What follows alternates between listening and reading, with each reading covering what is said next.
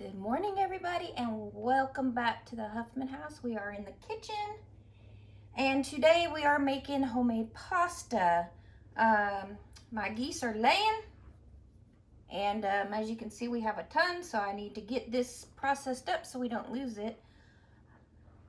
So pasta is what I tend to use it for. It makes really good pasta. I will make lasagna noodles. I will make just egg noodles, and they last once I dry them, and we have it all year long. So basic recipe here. We're gonna do 2 cups of flour. This is just one, but we're gonna do 2 cups of flour. And I have my big flour bucket right here. We will be making a bunch. Next thing you want to do is 1 teaspoon of salt. And then you just want to kind of fluff that up before you start adding your eggs.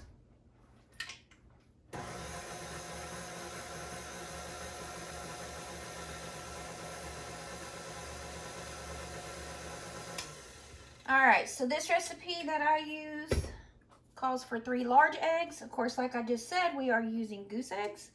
I always crack any of my eggs in a separate bowl or vessel before I put it into any recipe, because that way, if for some reason it is bad, you're not losing all that flour and such. So, and let me tell you, goose eggs are hard to open.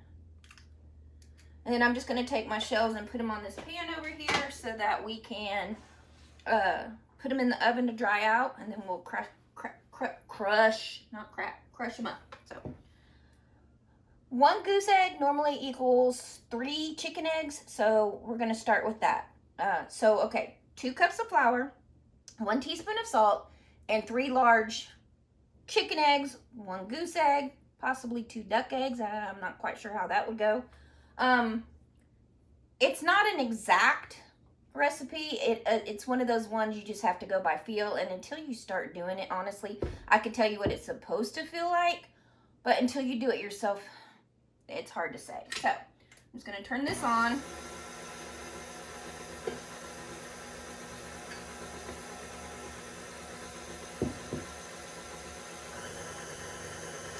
And we'll mix this up. Like I said, I have a lot to do because these geese are laying, which is fine. I don't mind taking a day and getting this done. What I'm going to do is I'm going to get it all mixed up, and then once it's the consistency I want, I'm going to kind of put it into like a disc shape. We're going to wrap it up and put it into the refrigerator so that it can sit and kind of meld together and rest a little bit. Generally 30 minutes, but I've got things to do. We're going to corral up our geese because when they're laying, they get really mean. Other than that, they're really good geese because we've raised them from babies, so they are imprinted on us. But when it's mating season and laying season, they get very mean. So we are going to actually have to put up a small fence to keep them separate from the chickens and from when we go out there, because they actually tried to bite my feet yesterday, which last year they didn't really come after us, but this time they are, so we are going to corral them up. Alright, so it's looking like, well, I'm going to take this off and actually show you so you can kind of see what I'm talking about. And yeah, you're going to be a mess, so can you see that? So right here is almost the consistency we want, but you can see the rest of this flour just isn't incorporating in there very well. So I think what we're gonna do, I don't want to add a whole nother goose egg, but I do have a duck egg over here, so I'm gonna go ahead and add a duck egg. Another thing you can do if you don't want to add more egg to it is you can add really cold water to it, about a tablespoon at a time. So actually, trying to make my decision here. If I want to add another egg, or if I want to just try to add a little bit of cold water. I think we're going to go with the cold water this route. So let me get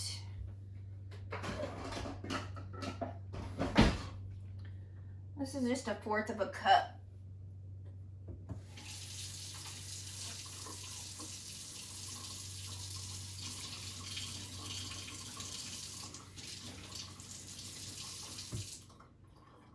All right, so let's turn this back on and just add a little bit of water at a time.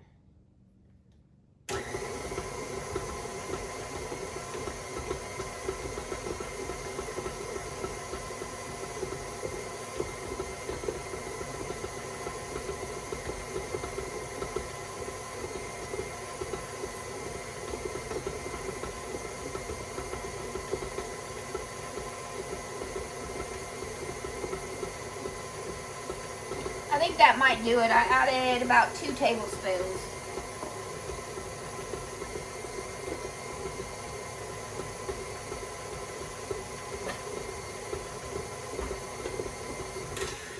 Yeah, I think that's gonna do it. I'm just gonna kind of scrape down the sides here.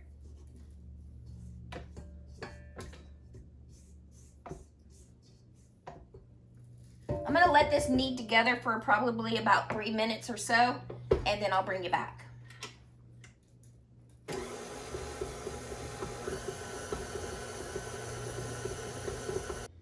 Alrighty, so our dough is done. It's almost like Play-Doh.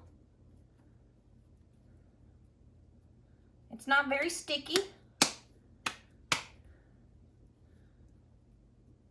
What we're gonna do now is we're gonna take this and we're gonna wrap it into some plastic wrap, or you can do it in baggies, Ziploc bags, or anything like that. And we're just gonna wrap it up really tight. Try to get all the air out that you can.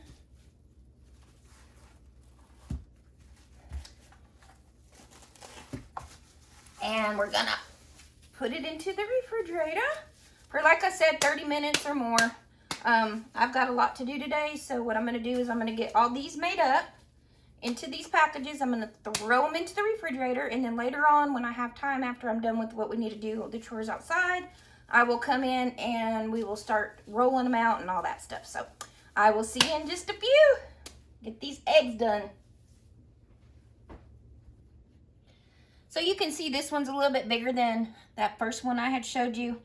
Just because I had so many, I decided to try and make it go a little bit quicker. So what I did was I went ahead and added 2 cups of flour. I'm sorry, 3 cups of flour. I did I went ahead and did 2 teaspoons of salt. Basically, I was trying to do it as a double. And then I added 2 goose eggs. And then instead of having to add water to get it to the right consistency, since I only used 3 cups of flour, I just added a little bit of flour at a time. And that just gave me made it a little bit quicker for me doing 2 goose eggs at a time. And it's going to be something, like I said, that you learn as you go on how it feels to you. It's not an exact science, but if you stick with that basic recipe and then kind of add from there, like either add the water or go the route that I'm going, this route, which was adding the extra egg and just adding flour till the right consistency. Either way, you can do it. All right, I'm just gonna keep on keeping on.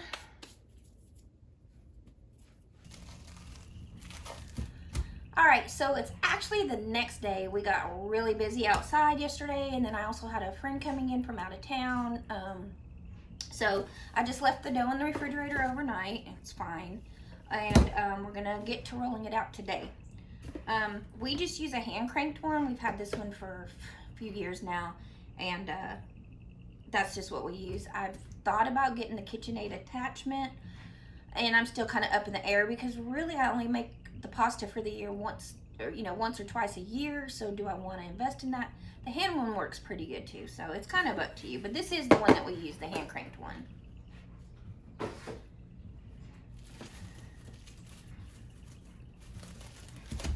I'll get it unwrapped here, hopefully. You need to get some flour up on here, just in case it's a little sticky.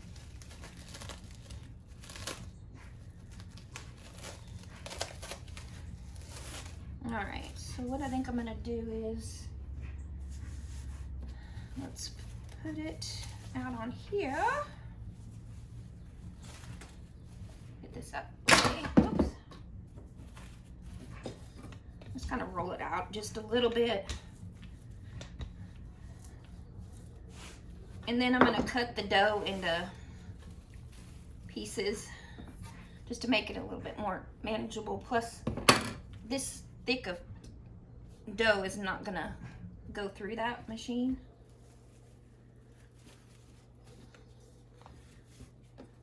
And you don't have to have any of these fancy tools to make your own pasta.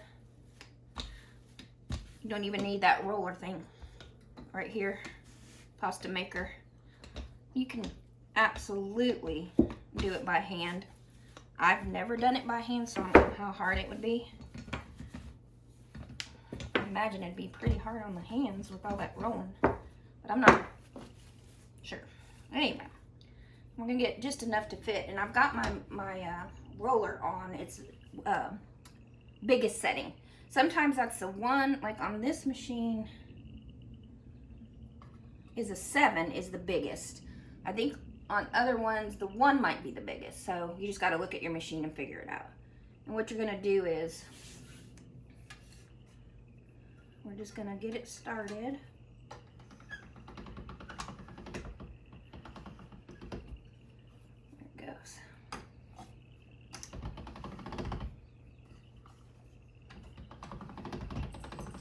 And if it's still too sticky, you can always just add some flour to it. I don't think I have this down good enough because it's moving.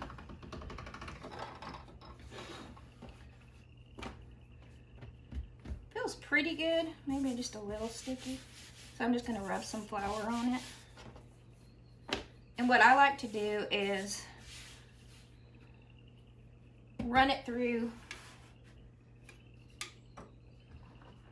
let's try to tighten that down. At least 2 times on that setting, sometimes more. Oh, it's trying to bunch up. There we go.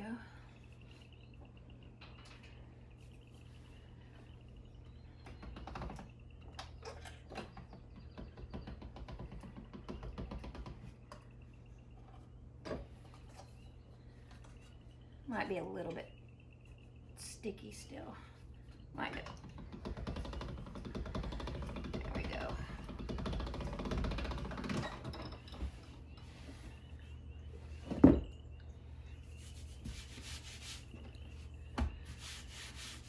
So that was on the biggest setting, and I'm going to go ahead and do that again. Usually 2-3 times. Just to kind of get it started. And then what you want to do is go to the next step down or smaller. Again, do it 2 or 3 times on that level. And what's going to happen is every time you step down to a smaller and smaller size, your dough is going to get thinner and thinner. And then that's where it comes in. Whoops.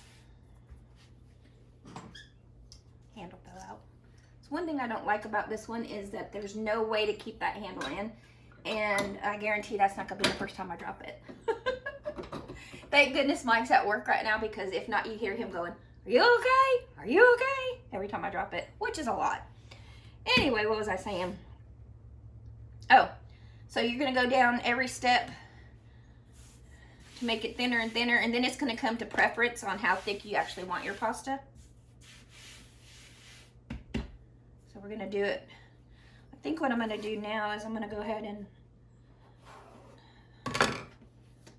make 2 out of that one. I'm going to run it through this size again.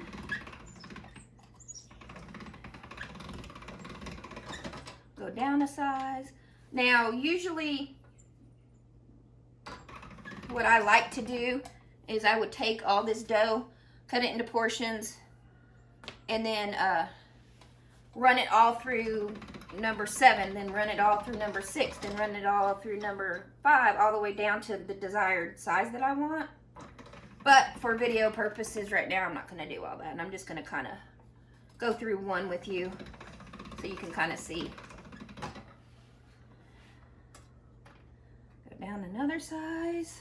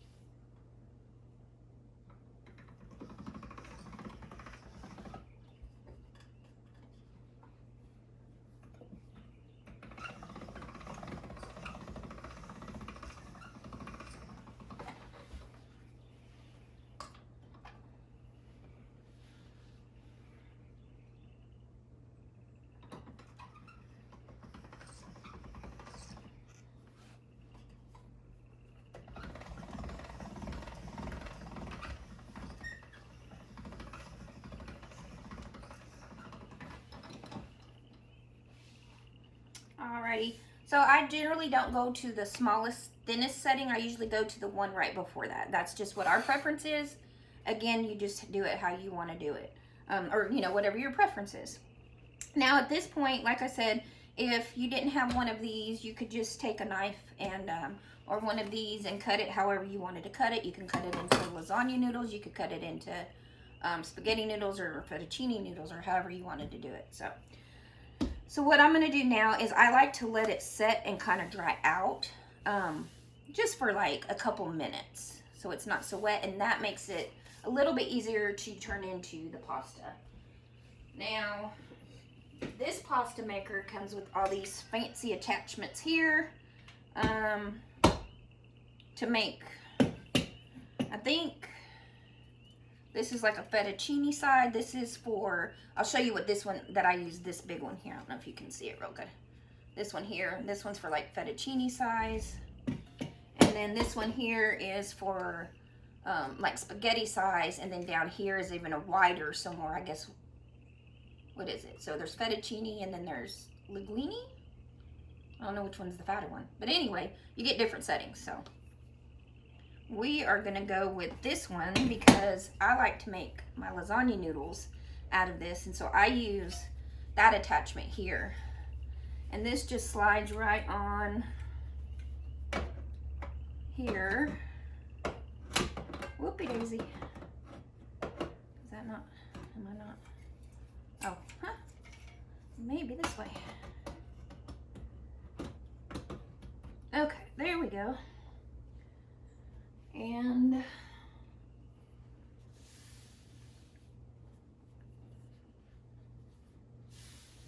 we're gonna go ahead for, I think I'm gonna go ahead and cut them again. Number one, it makes it more manageable for me to have these smaller pieces, and number two, I don't want, you know, that long of a lasagna piece anyway. All right, so the number one thing you got to remember is the handle that always falls out now needs to go into this machine on the one that you're going to use.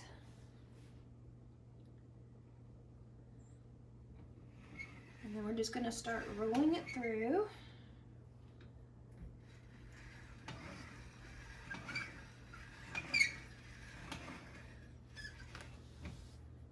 Just like that.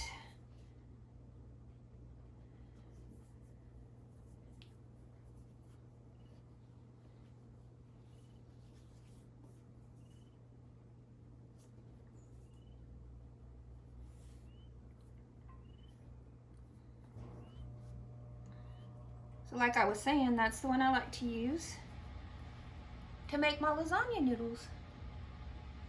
And then what we will do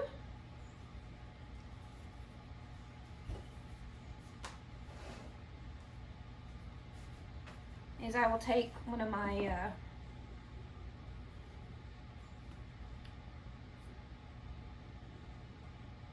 can't even think of what I'm trying to say right now. Anyways, put a towel down and we're just gonna lay these on there. And usually takes about, I usually let them dry out for about 3 days.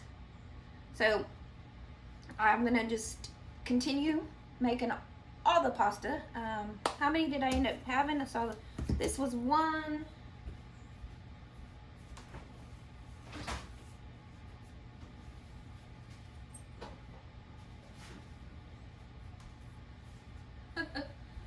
5.